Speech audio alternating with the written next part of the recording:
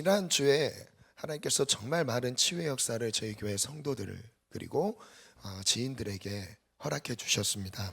그래서 저는 치유 사역에 있어서 이렇게 한번 정리해 봤어요. 창조주 하나님께서 말씀으로 천지를 창조하셨다는 것을 믿는다면 그 하나님께서 못하실 일이 없다는 것을 인정하는데, 그것이 그 한 부분이 바로 치유의 역사라는 거죠. 하나님이 말씀으로 천지를 만드셨다는 것을 믿으십니까? 하나님의 말씀 한마디로 이 온 만물이 하나님의 질서와 통치 안에 거한다는 것을 믿습니까? 그렇다면 그 창조의 하나님께서 못하실 일이 없다는 것도 인정하십니까? 못 고칠 질병이 없다는 것도 인정하십니까? 그럼 이렇게 생각하면 될 것 같아요. 하나님은 못 고칠 질병이 없으십니다. 그런데 안 고치실 때도 있어요. 안 고치실 때도 있어요. 못 고치시는 게 아니에요. 안 하실 때도 있는 거예요. 자, 그러면 이 배경 안에서 하나님의 전능하심을 경험하고, 이거 소리 조금만 더 키워주면 너무 좋겠습니다. 하나님의 전능하심과 그의 긍휼하심을 오늘 우리가 치유사역을 통해서 인정하고 경험하게 되었다면 우린 무엇을 해야 되는 거예요? 치유사역에는 치유에 집중하노라 그것을 놓쳤을 수도 있어요. 그래서 이번 주는, 오늘 말씀은 그럼 그 다음 우린 뭔가라는 거예요. 치유를 받았어요? 그럼 그 다음 뭔가라는 거죠. 예수님의 치유사역, 예수님의 핵심 사역을 한번 말씀 띄워주시겠어요? 마태복음 4장 23절에 보면 예수님이 이 땅에서 하신 일을 간단하게 세 가지로 요약하고 있어요. 같이 읽겠습니다. 시작. 예수께서 온 갈릴리에 두루다니시고 백성 중에 모든 병과 모든 약한 것을 고치시니 그의 소문이 온 수리아에 퍼진지라. 사람들이 모든 앓는 자, 곧 각종 병에 걸려서 고통당하는 자, 귀신 들린 자, 간질하는 자, 중풍병자들을 데려오니 그들을 고치시더라. 예수님의 3대 사역을 기록한 말씀이에요. 띄워주시면 이 세 가지 사역은 첫 번째 읽습니다. 시작. 말씀. 예수님은 말씀 가르치시는 사역을 하셨어요. 이 성경에 기록된 내용이 어떤 뜻인지, 무엇을 말하는지 이것을 가르치셨습니다. 두 번째, 하나님 나라를 전파하셨어요. 우리 선교팀이 저 복음 전파를 위해서 나도 모르는 곳에 가는 것처럼 복음을 전파하셨다는 거예요. 하나님 나라가 무엇인지 전파하셨어요. 복음을 전한 사역을 하셨습니다. 그리고 마지막 세 번째, 시작. 병든 자들을 치유하셨습니다. 이게 예수님의 3대 사역이에요. 예수님께서 예수님이 이 땅에 오셔서 하신 일들이라는 거죠. 그러면 예수님이 이 치유 사역을 통해서는 무엇을 하고자 하셨냐면 하나님 나라가 실체한다는 것을 경험하게 하시는 거예요. 하나님 나라가 실제한다는 것을 치유를 통해서 가르쳐주고 싶으셨던 거예요. 치유하신 이유는 분명히 우리의 고통의 문제를 해결하는 부분도 있죠. 그런데 더 나아가서는 치유 사역을 통해서 우리의 영혼을 구원하는 게 목적이에요. 다시요. 우리의 병든 몸을 고치시는 것은 현상이지만 예수님이 진짜 바라시는 것은 영혼 구원에 있다는 거예요. 오늘 그 부분을 좀 살펴보려고 합니다. 그래서 치유를 통해서 영혼 구원을 얻어야 합니다. 그래서 진정한 이 영혼 구원이라는 걸 이렇게 접근해 볼게요. 영혼 구원이라는 것은 하나님과의 관계 회복이에요. 다시요. 이 죽음이라는 것은 목숨이 끊어지는 걸 죽음이라고 말하지 않습니다. 성경에서는 죽음은 하나님과의 관계 단절을 의미해요. 관계가 하나님과의 관계가 막혀 있는 걸 말하죠. 그로 인해서 고통 중에 있고 아픔 중에 있다 할지라도 치유를 통해서 하나님을 인정하게 하고요, 하나님의 살아계신 그분의 능력을 인정하게 하면서 막혀 있는 관계를 열길 바라셨던 거예요. 그러면 도구는 치유지만 본질, 그 안에 본질 놓치지 말아야 될 그 핵심은 무엇이에요? 영혼 구원, 하나님과의 관계 회복인 거예요. 그래서 치유를 통해서 하나님의 위대하심을 인정하게 되는 겁니다. 하나님과 막혔던 관계가 막 뻥뻥 뚫려지는 거예요. 아멘. 치유의 목적을 제가 묵상글을 정리해 봤는데요. 읽어볼게요. 예수님은 수많은 사람의 고통을 해결해 주셨습니다. 치유를 통해 영혼의 고통을 해결하시는 분임을 알게 하십니다. 치유 자체의 목적이 아닙니다. 영혼의 고통을 해결하시는 분이라는 것을 가르쳐 주고자 하시는 거예요. 예수님은 우리의 몸을 치유하시면서 영혼을 구원하길 원하십니다. 치유의 목적은 영혼 구원이에요. 몸 고치는 게 아니라 영혼 구원이라고. 다시요. 치유의 목적은 어디에 있다고요? 영혼 구원. 영혼 구원은 관계 회복을 의미합니다. 하나님과 단절되었던 상태에서 고통 중에 있던 인생이 치유를 통해 하나님과 연결될 수 있게 하십니다. 치유를 받았다면 반드시 관계 회복을 이루어야 합니다. 여러분, 치유 사역 이후에 진짜 우리가 집중해야 되는 건 무엇이냐면 그 다음 이제 관계 회복인 거예요. 아멘. 그래서 치유를 우리가 대하는, 많은 성도님들과 제가 좀 교제하면서 이 부분을 좀 정리해주면 너무 도움이 되겠다라는 생각이 들어서 정리해봤습니다. 치유를 대하는 마음의 자세. 첫 번째, 시작. 여러분, 이걸 먼저 인정하셔야 됩니다. 이걸 인정하셔야 돼요. 하나님의 전능하심. 두 번째, 시작.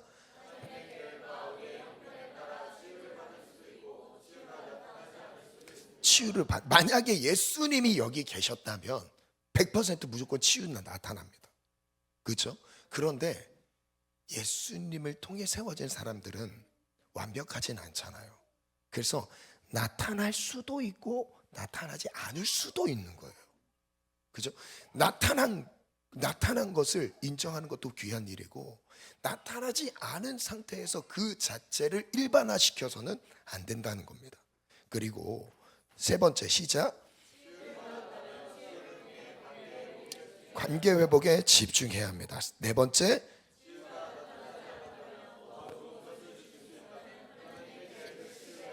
그러니까 이런 거죠. 그 치유 사역을 하는 강사님이든 목사님이든 누가 세워졌든 그분을 통해서 역사하실 때 그게 나타날 수도 있고 나타나지 않을 수도 있어요. 누구에 의해서요? 그 강사님의 상태에 의해서도 그럴 수도 있습니다. 그리고 또 하나는 치유 사역에 참여하는 나의 상태에 따라서도 그게 달라질 수 있어요. 근데 그거를 무조건 믿음이 있으면 치유를 받는다가 아닌 거예요. 이해가 되시죠? 저희 집은 아내는 치유를 받았는데 저는 아무 일이 안 일어난 것 같아요. 저는 그래요.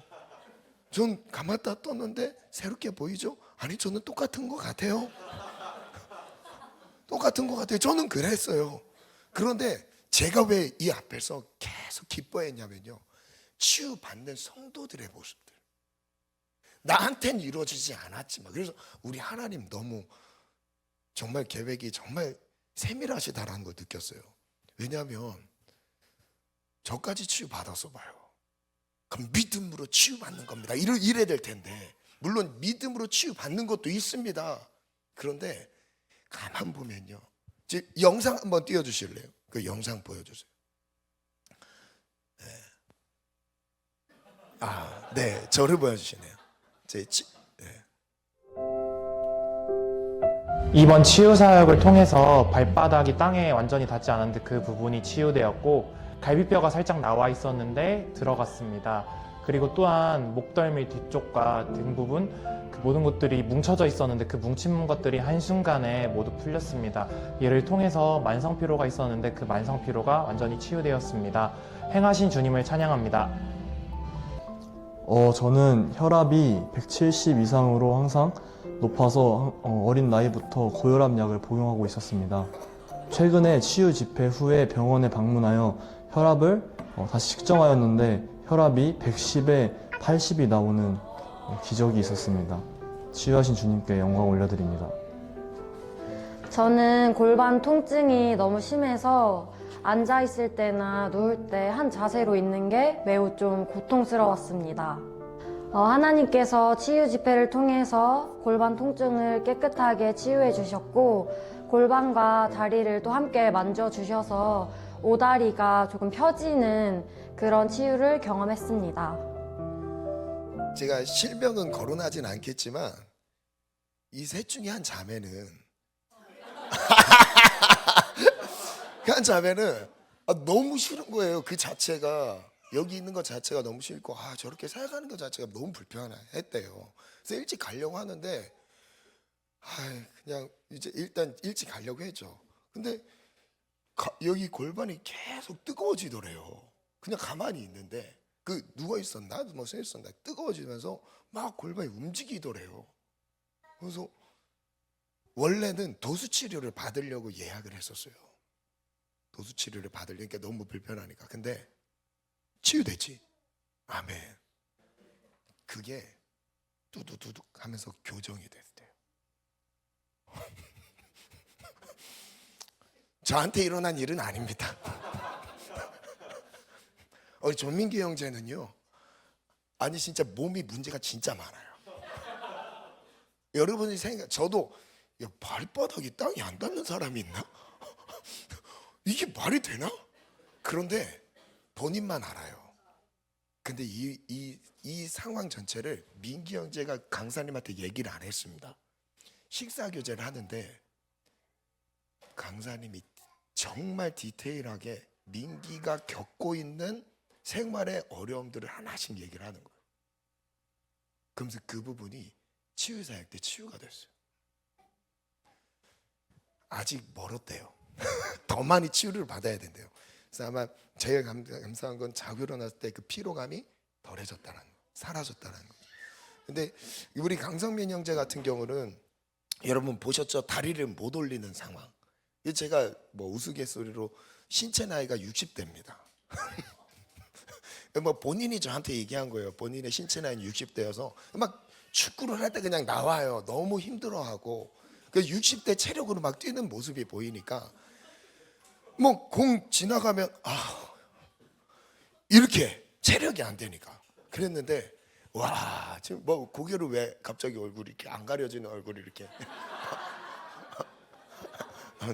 아무튼 그렇습니다. 아니 막 애써 가리려고 하는 것 같은데 그래서 막 그 뭐 혈압도 저도 혈압약을 저렇게 먹는지 몰랐어요. 그리고 원래 제가 성민이는 신장이 안 좋은 걸 알고 있었거든요. 강사님이 이렇게 몸이 망가진 사람은 신장이 안 좋다라고 얘기하면서 그 부분을 치유하는데 일부분을 받은 거죠. 근데 혈압의 회복이 있었다는 거. 근데 더 이 이후의 관리가 사실 더 중요한 것 같습니다.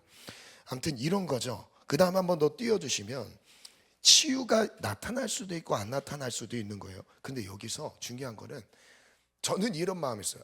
나는 더 좋은 때 하나님이 하실 수도 있고 다른 더 좋은 방법을 내게 주실 수도 있다. 아멘. 그런 거. 그럼 이런 거 치유가 나타나지 않을 때 우리는 어떻게 반응해야 돼요? 첫 번째 시작. 중요한 건 관계 중심이에요. 이것보다 더 다른 방법으로 나에게 더 좋은 관계를 맺어가시는 거죠. 두 번째 시작. 이것도 인정해야 돼요. 믿음의 여부에 따라 치유의 역사가 일어난 게 아니에요. 진짜입니다. 그렇게 믿음의 역사로 나타나는 상황도 있습니다. 그것 자체를 배제하는 게 아닙니다. 완전 최주자매님 완전 불신으로 충만했어요. 그런데 그 상황에서 치유의 역사가 나타났다면 믿음의 역사는 아닌 거죠. 여러분 인정하시죠? 믿었기 때문에 일어났다라고 생각하기보다 하나님이 우리를 너무 불쌍히 여기시는 거예요. 긍휼을 베푸시는 겁니다. 강성민 형제님 믿음으로 여기 앉았었습니까? 고개를 끄덕거리긴 하지만 제가 봤을 땐 아니에요. 믿음으로 뭐 했다? 아니에요. 여러분 속지 마세요. 믿음 아니었습니다. 아니었습니다. 저는 아니었어요. 아니었습니다. 그러니까 하나님 우리의 믿음의 여부에 따라서 치료를 많이 하고 적게 하고 이게 아니라는 거예요. 하나님의 하시는 행하신 일들이 너무 다양합니다. 정말 다양해요. 누구는 일부만, 누구는 한꺼번에 다. 한꺼번에 다 하면 교만해서 떠날 사람 조금만. 어떤 사람은 천천히. 사람마다 다 다르다니까요. 내 죄인된 나의 형편, 완벽하지 않은 우리의 형편도 하나님이 충분히 고려해서 최상의 은혜를 그때 허락하시는 거죠. 세 번째 시작.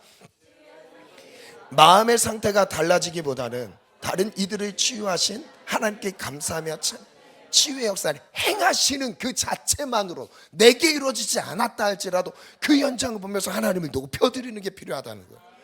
아멘. 그리고 네 번째 시작. 아멘. 그것과 상관없이 나는 주를 신뢰합니다. 아멘. 저에게 아무런 일이 일어나지 않았습니다. 그리고 강사님 저한테 누워있으라고 하셨어요.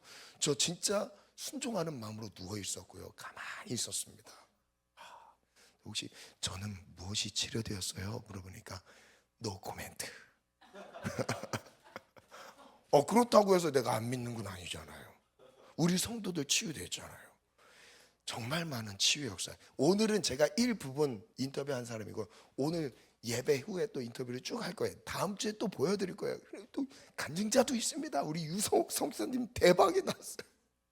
그 치유 역사 막 팔이 아예 올리지 못하셔서 혼자 옷을 못 입으셨어요. 그런데 자유롭게,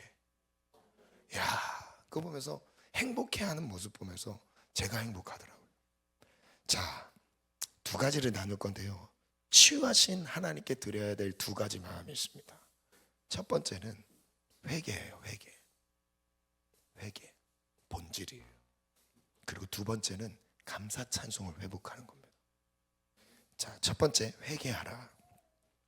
예수님이 이 땅에 오신 목적이 무엇인가? 죄인을 구원하는 거예요. 그 부분 한번 띄워주시겠어요? 누가복음 시작. 예수께서 대답하여 이르시되 건강한 자에게는 일사가 쓸데없고 병든 자에게 일화가 쓸데있나니 내가 의인을 부르러 온 것이 아니요 죄인을 불러 회개시키러. 예수님의 최대 관심사는 죄인을 불러서 회개시키는 겁니다. 회개되면 치유 사실 없어도 돼요. 회개가 되면 치유는 너무 유익. 치유를 통해 회개가 되면 너무나 큰 유익인 거죠. 구원이란 것은 우리를 죄에서 구원하시는 거예요. 그래서 죄를 버리고 우리의 마음의 중심을 하나님께 드리는 게 진정한 치유입니다. 그래서 예수님께서 누가복음 15장에 비유해서 하셨던 세 가지, 여러분들 다 아는 세 가지 비유 메시지가 있어요. 그 부분을 띄워주시면 영혼 구원에 대한 비유거든요. 첫 번째는 잃은 양 한 마리 찾는 비유죠. 목자의 비유입니다. 99마리 들에 있는데 그 99마리 두고 한 마리 양을 찾기 위해 떠났던 목자, 찾은 것에 대한 그 목자의 비유가 첫 번째 비유고, 두 번째 비유가 잃어버린 드라크마, 10개의 드라크마 중에서 하나를 잃어버렸던 찾은 그 여인의 비유를 말하고 있습니다. 그리고 마지막은 돌아온 탕자, 흔히 잘 아는 돌아온 탕자죠. 잃어버린 아들을 찾은 아버지의 비유예요. 그러면 생각해 보세요. 비유의 주체는 누구냐면 잃어버린 것이 아니라 잃어버린 것을 찾은 사람이에요. 목자고요, 여인이고요, 아버지입니다. 아들이 주체가 아니에요. 길을 잃어버렸는데 돌아온 아들이 주체가 아니라 그것을 찾은 아버지가 주체라는 거예요. 자, 그러면 이 말씀 세 가지 말씀 비유에서 공통점이 있습니다. 그 공통점이 뭐냐면 첫 번째는 회개예요. 회개. 말씀 같이 띄워주시겠어요? 같이 한번 읽겠습니다. 시작. 내가 너희에게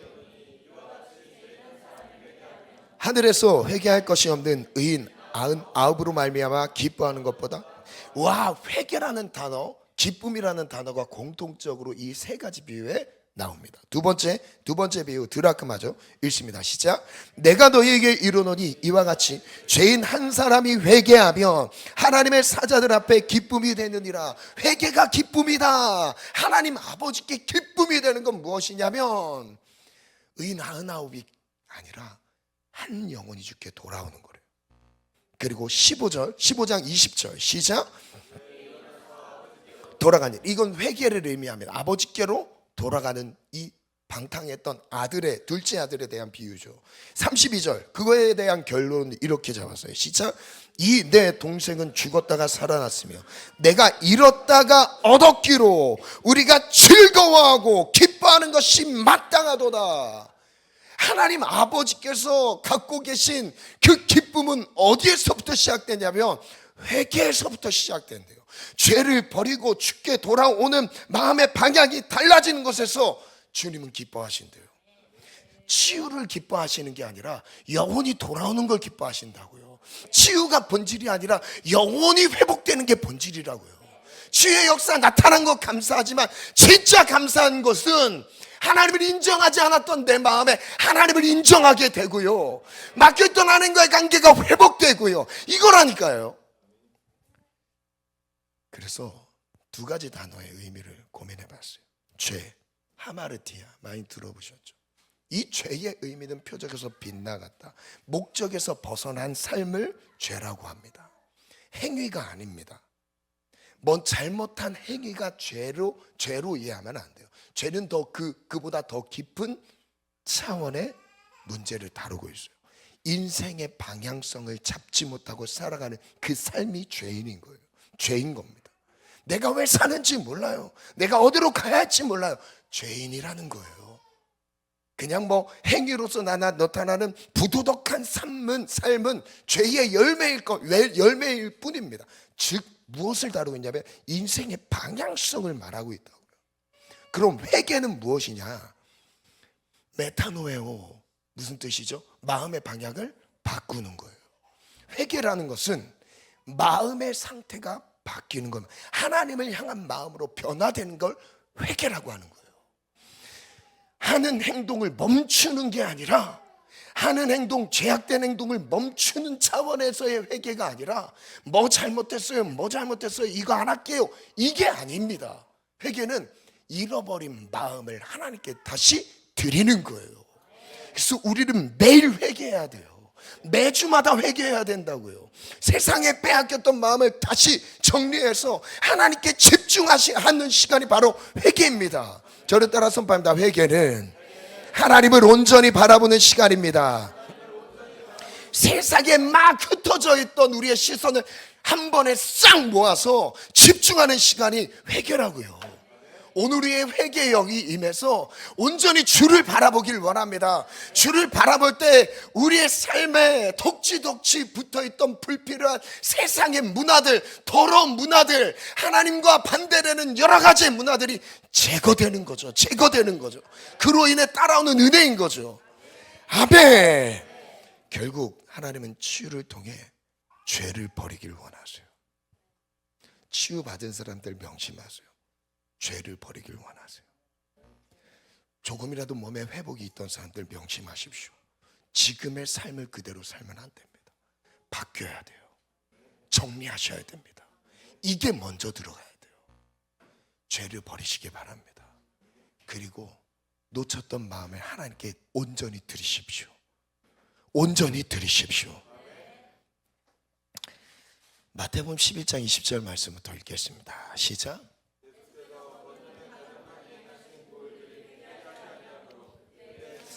지금 이 상황은 예수님께서 갈릴리 주변의 도시들을 방문하시면서 엄청난 권능을 행했습니다. 치유의 역사를 나타냈어요. 그런데 치유를 경험하고도 회개하지 않는 거예요. 치유를 경험했는데, 예수 그리스도의 그 전능하심을 경험했는데 그 마음의 상태는 여전히 죄 가운데 매여 있는 거예요. 그걸 책망하신 겁니다. 여러분, 우리가 기적을 경험하고 하나님의 극적인 도우심을 경험한다?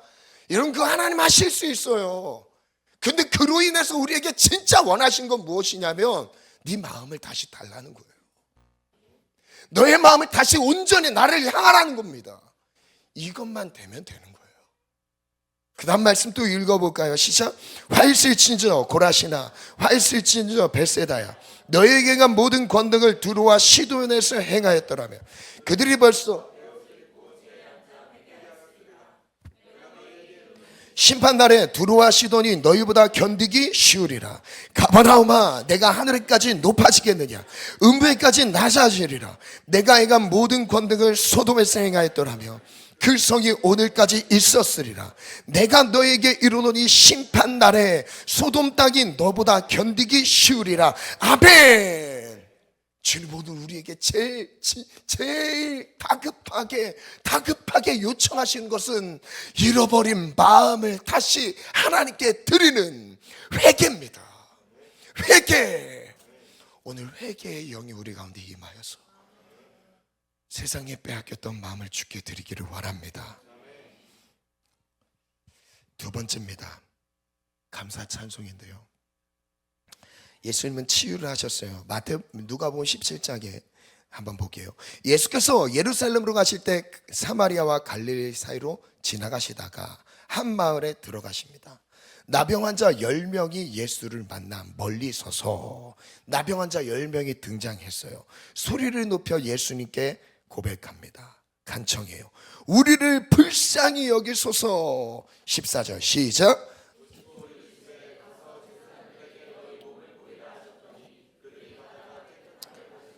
이 사람들이 치유를 받았습니다.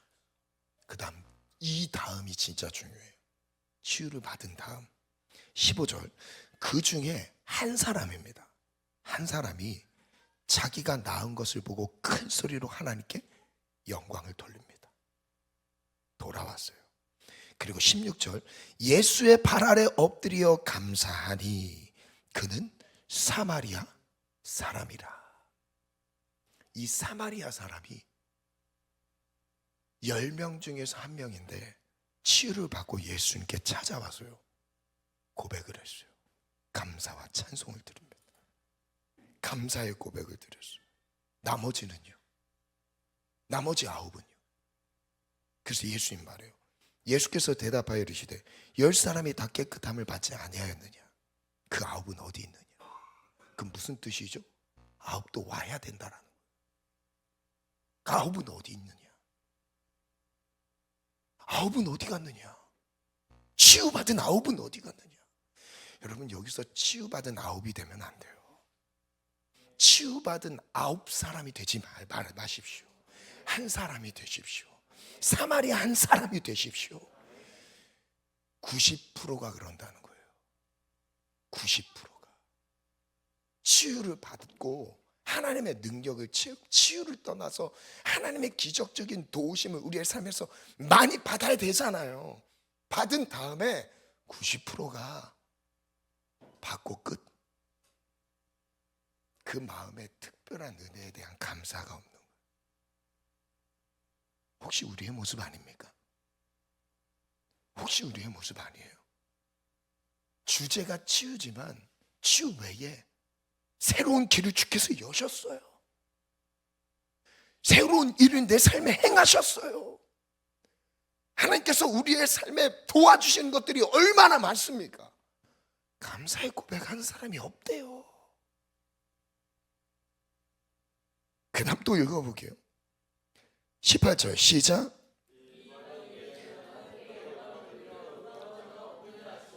그에게 이르시되 일어나 가라 내 믿음이 너를 구원하였느니라. 반주를 준비해 주시기 바랍니다. 여러분 놀라셨죠? 제가 40분 정도로 생각을 했었어요. 자, 그래서 전 이 공식을 오늘 이 말씀에서 정리해 봤어요. 치유는 자체가 믿음이며 구원이라고 생각하는 이건 오류를 범하면 안 됩니다. 그래야 여기에 있어서도 마음에 좀 여유가 생겨요. 그리고 치유는 뭐냐면 은혜예요. 물론 믿음으로 치유받는 성경에 기록된 사건들은 많이 다루고 있습니다. 근데 그거는 한 부분을 다루는 거죠. 더 큰 주제는 뭐냐면 치유는 은혜입니다.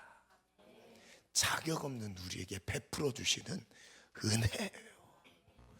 바디메오가 눈을 뜨는 그 장면, 간절히 주를 부르죠. 예수님을 간절히 찾았습니다. 그 십자가 그 사랑 먼저 반주해 주시면 되겠어요. 반주 바로 해주세요. 우리 안에 한번 생각해 보세요. 치유는 믿음으로 나타날 수도 있어요. 근데 그것 자체를 저는 부정하지 않습니다. 믿음의 역사로도 치유가 나타나요. 그런데 대부분이 은혜예요. 정말 은혜입니다. 내가 지금 뭔가 특별하지 않았는데 하나님 베풀어 주시는 은혜예요. 그래서 이렇게 정리해 봤어요. 믿음이 없어도 치유는 받을 수 있어요. 그런데 구원은 믿음이 있어야 돼요. 구원은 믿음이 있어야 돼요. 무슨 뜻이냐면 은혜를 받은 뒤에 그 은혜에 대한 반응이 믿음인 거예요. 은혜를 받은 뒤에 이런 나를 사랑하셨다, 돌봐주셨다, 이거를 인정하는 것, 그것에 대한 반응이 믿음이라고요. 믿음과 은혜를 혼동하면 안 됩니다. 그래서 감사가 믿음이고요, 구원이 믿음인 거예요. 예수님께서 이 10명의 문둥병 환자, 나병 환자에게 한 명이 찾아왔을 때 이 10명에게 치유와 함께 구원을 선포한 게 아니었어요. 어떤 시점이 언제였죠? 돌아와서 예수님께 감사의 고백을 했던 그 상황에서 예수님이 거기에서 그 영혼에게, 사마리아 사람 한 사람에게 뭐라고 말씀하십니까? 내 믿음이 너를 구원하였다. 내 믿음이 너를 구원하였다. 예수님이 받으시는 그 믿음이라는 그 주제는 언제 주님이 믿음이라 받으시냐면 주님과의 인격적인 관계가 세워지는 그 타이밍을 주께서 믿음이라고 여기시는 거예요. 치유를 경험했을 때가 믿음이 아니라 치유하신 그 은혜를 입고 인격적인 반응으로 주께 감사의 고백을 드릴 때가 믿음이라고요. 오늘 우리 안에 믿음이 있길 원합니다. 믿음을 회복하길 원합니다. 감사 신앙이 회복되는 겁니다. 감사가 회복되는 거예요. 감사가 믿음이라니까요. 주님의 실존을, 전능하신만 믿는 게 아니라 이제 내게 베푸신 은혜에 의한 인격적인 받고만 있는 삶이 아니라 이제 우리가 할 수 있는 게 바로 무엇일까? 감사의 고백이었어요. 우리 안에 감사 신앙이 회복되길 원합니다. 주를 예배하는 찬양의 신앙이 회복되길 원합니다.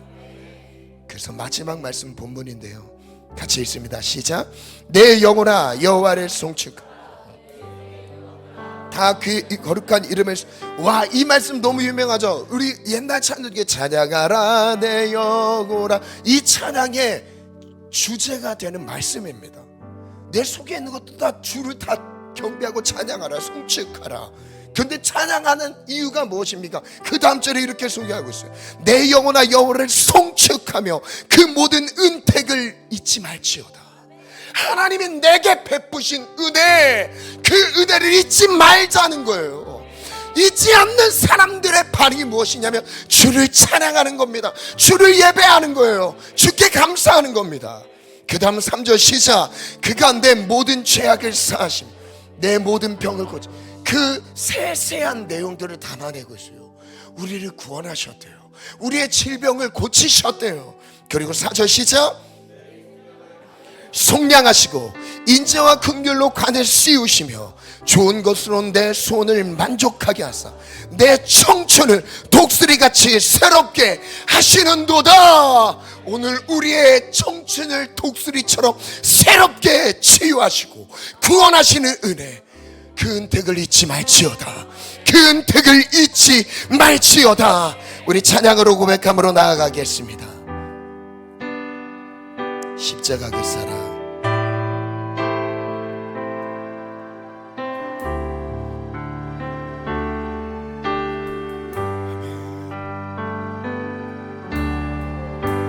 십자가 그 사랑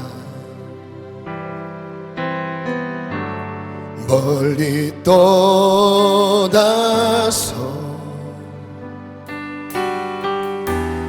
무너진 나의 삶 속에 잊혀진 주의 돌 같은 내 마음,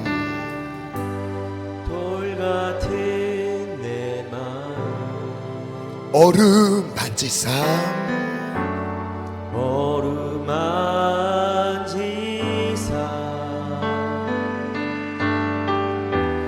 다시 일으켜 세우실 주를 사랑합니다. 다시 한번 고백할게요. 십자가 그 사랑, 십자가 그 사랑, 멀리 떠나서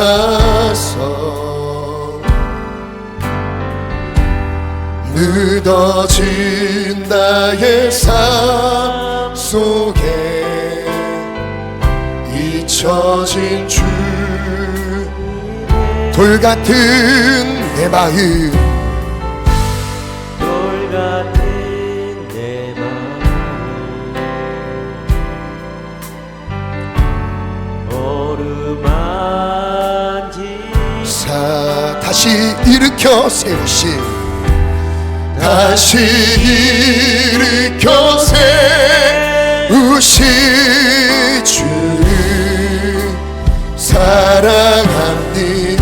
주 나를 보호하시고, 주 나를 보호하시고 날 붙드시리. 낮은 보배 존귀한 주님의 자녀라. 주 나를 보호하시고 날 붙드시리. 모든 보배 존귀한 주의 자녀라. 지나간 이들을, 지나간 이들을 기억하지 않고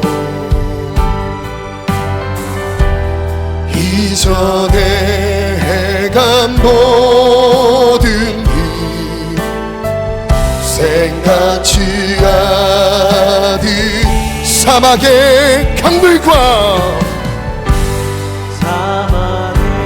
우리 하나님을 인정합시다. 길을 내시는 주님, 길을 내시는 우리의 삶에 새로운 일을 행하신 주님을 찬양합니다.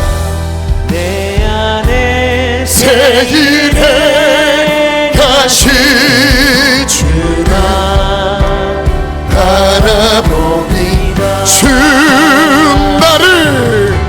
주 나를 보호하시고 날 붙드시리. 낮은 보배 높고 존귀한 주님의 자녀라. 주 나를 보호하시며 널 붙드시리. 너는 외롭고 존귀한 주의 오늘 말씀을 기억하면서 우리 먼저 회개함으로 나아가길 원합니다. 하나님, 잃어버린 마음을 회복하길 원합니다. 오늘 죄를 버리고 우리 잃어버린 마음들이 하나님께 드려지게 도와주옵소서. 회개의 영으로 임하여 주옵소서. 세상의 즐거움을 내려놓기 원합니다. 오늘 예수 안에 거하는 삶이 즐겁다는 것을 배우고 경험하게 하소서. 우리의 마음을 온전히 주께 드리길 원하며 오늘도 같이 주님 찾고 기도합니다. 주여, 주여, 주여.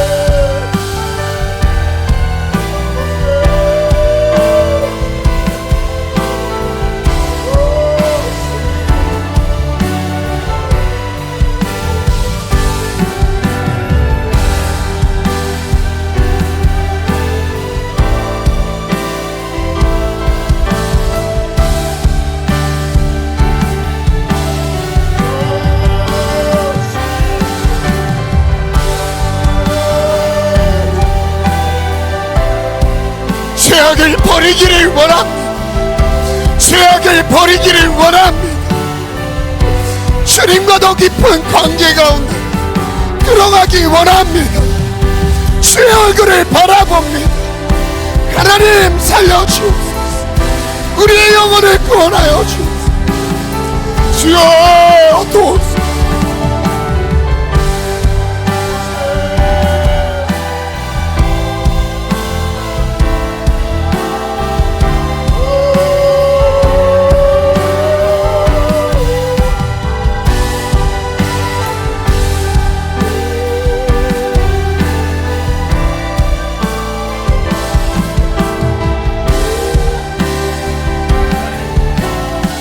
우리 시간 다시 한번 기도하겠습니다.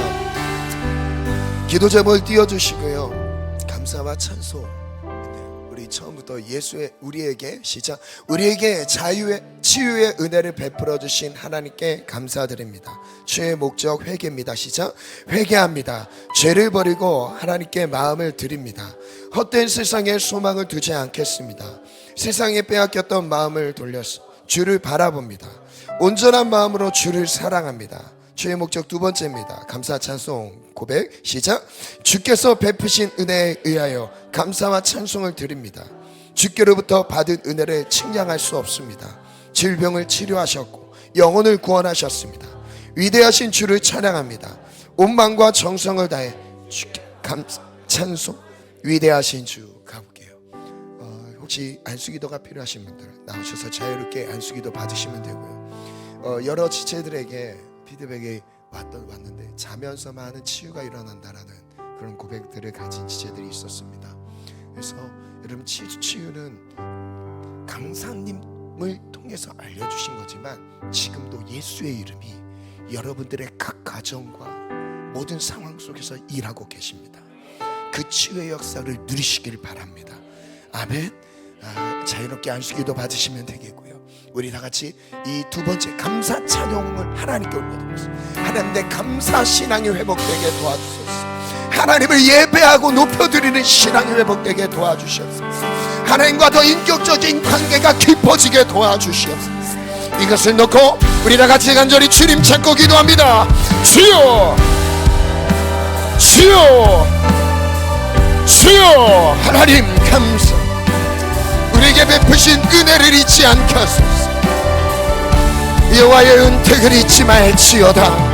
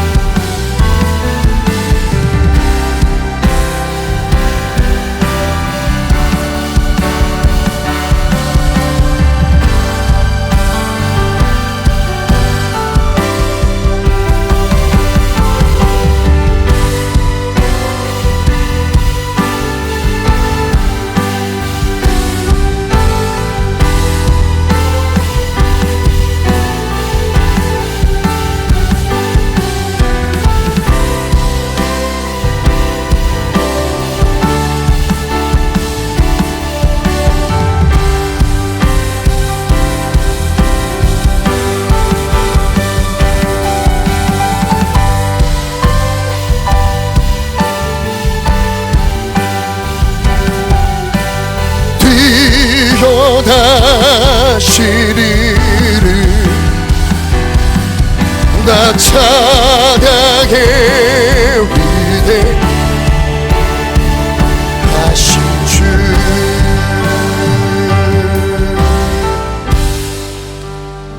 치유하신 하나님 감사합니다. 우리의 영혼을 구원하신 하나님, 당신은 위대하십니다. 당신은 전능하십니다. 우리의 치유의 여부를 떠나 우리의 영혼을 구원하는, 파멸에서 생명을 얻게 한 유일한 구세주임을 고백합니다. 주를 예배하나이다. 우리에게 죄악을 버릴 힘, 용기, 결단을 허락하시고 세상의 즐거움을 따르지 않으며 말씀을 즐거워하며 예수를 따르는 복을 허락하소서. 감사와 찬양으로 주를 예배하기 원하나이다. 예수님의 이름으로 기도합니다. 아멘.